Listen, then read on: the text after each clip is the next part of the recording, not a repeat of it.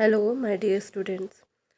आज ये कोर्स है BA 6 सेमेस्टर का और आज का टॉपिक है कि शैशवावस्था में आहार आयोजन शिशु का किस प्रकार से होना चाहिए। तो प्रथम वर्ष में शारीरिक वृद्धि बहुत अधिक तीव्र गति से होती है, तो उसमें ध्यान देना चाहिए कि वज़न शिशु का बढ़ रहा है अथवा नहीं बढ़ रहा है। 4 माह तक शिशु का वज़न 3.5 दुगना हो जाता है जन्म के समय से।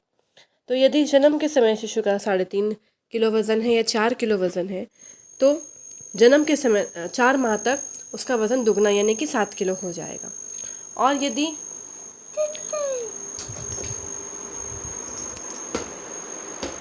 यदि उसका वज़न 1 साल तक उसका वज़न 3 गुना हो जाएगा, तो यानी 9-10 किलो, लगभग 3.5 किलो के हिसाब से दुगना हो जाएगा 7 किलो और 3 गुना हो जाएगा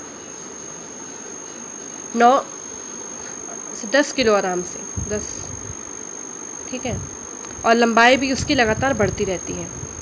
उसका पाचन संस्थान, जो नवजात शिशु होता है, उसका पाचन संस्थान इतना योग्य होता है, इस योग्य होता है कि वो सरल प्रोटीन शर्करा, सरल शर्करा जो होती है और साधारण वसा, एकदम सिंपल फैट को पचा सके। लेकिन अगर उसको बहुत ही कार्बोहाइड्रेट, स्टार्च वाला कार्बोहाइड्रेट या बहुत ही हार्ड फैट दे दिया जाता है जिसका पाचन वो नहीं कर पाता है, तो ये उसके स्वास्थ्य के लिए हानिकारक हो सकता है। नवजात शिशु के जो शरीर होता है उसमें जल का अनुपात ज़्यादा होता है, किससे जो बड़े लोग होते हैं उनकी अपेक्षा उसमें नवजात शिशु का शरीर जल से ज़्यादा भरा होता है, उसमें मात्रा अधिक होती है। उसकी मांसपेशियों का पूर्ण विकास नहीं हुआ होता है और उसकी त्वचा के नीचे वसा का संग्रह कम ही होता है। इसीलिए देखा जाता है कि दुबले पतले होते हैं, एकदम कोमल मांस, एकदम बहुत ही नाजुक होते हैं शिशु जितने भी होते हैं। अगर हमें ये जानना है कि शिशु का विकास अच्छी प्रकार से हो रहा है या नहीं हो रहा है, तो उसके लिए हमें कुछ बातों पर ध्यान देना चाहिए, जैसे कि वज़न की वृद्धि हो रही है अथवा नहीं, त्वचा के नीचे वसा के संग्रह में वृद्धि हो रही है लगातार या नहीं हो रही है, मांसपेशियाँ स्वस्थ हैं अथवा नहीं है। दूसरा, उसका मल विसर्जन भली प्रकार से हो रहा है कि नहीं। शिशु प्रसन्न लगातार अगर रह रहा है, अगर वो हमेशा प्रसन्न है, हंस रहा है, खुश है, क्रियाशील है, उसको निद्रा अच्छी से आ रही है, तो इसका मतलब है कि वो स्वस्थ है। उसके दांत 8वें महीने से निकलना शुरू होकर 6 से 12 दांत 1 साल तक आ जाते हैं अगर, तो वो स्वस्थ है। फिर माँ के दूध और डिब्बे के दूध का शिशु पर क्या प्रभाव पड़ता है, ये हम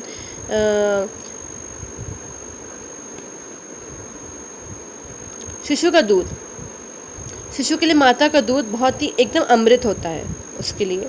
लेकिन अगर उसको नहीं मिल पाता है, माँ किसी कारणवश स्तनपान नहीं करा पाती है, तो उसे गाय बकरी के दूध पर निर्भर रहना पड़ता है, ठीक है।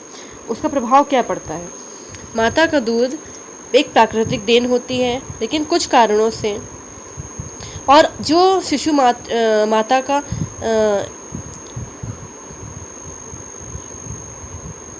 माता का दुग्ध पान करते हैं, तो वो हमेशा स्वस्थ रहते हैं और उनमें जो बीमारी होती हैं वो कम लगती हैं, संक्रमण कम होता है उनमें, कब्ज़ की शिकायत नहीं रहती है, ठीक है।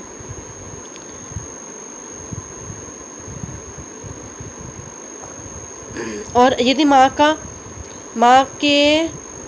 फीड नहीं करा पा रही, यानी उसके दूध, उसके स्तन से दूध नहीं उत्पन्न हो रहा है, तो उसमें उसके पर्याप्त, इसका मतलब है कि वो पर्याप्त भोजन नहीं लिया है, वो किसी प्रकार से बीमार है या उसके मानसिक तनाव है, तो या कुछ बीमारी है उसको, माँ को कुछ माँ अगर कोई किसी गंभीर बीमारी से पीड़ित है, जैसे कि हृदय रोग, टीबी, तीव्र एनीमिया, गुर्दे की बीमारी, तो इस स्थिति में भी माताओं को दुग्धपान कराने की सलाह नहीं दी जाती है।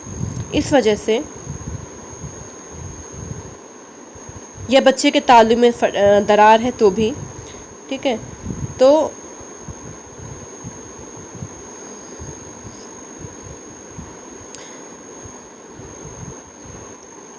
तभी इन्हीं कारणों से दिया जाता है माँ ऊपर का दूध। हम ऊपर का दूध कहते हैं, जैसे गाय का हो गया, बकरी का हो गया, या भैंस का दूध थोड़ा पानी मिला के दे सकते हैं।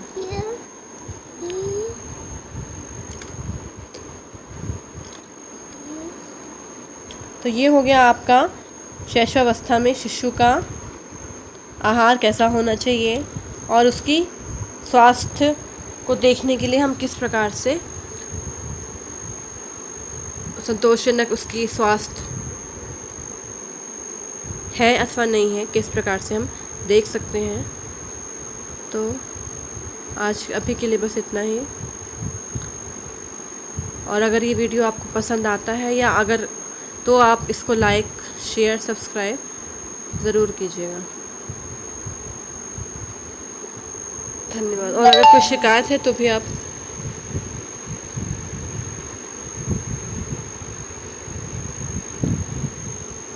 भी आप कमेंट बॉक्स में बता सकते हैं कि वीडियो कैसा लगा। अगर कोई शिकायत है उससे बता सकते हैं उसके बारे में। धन्यवाद।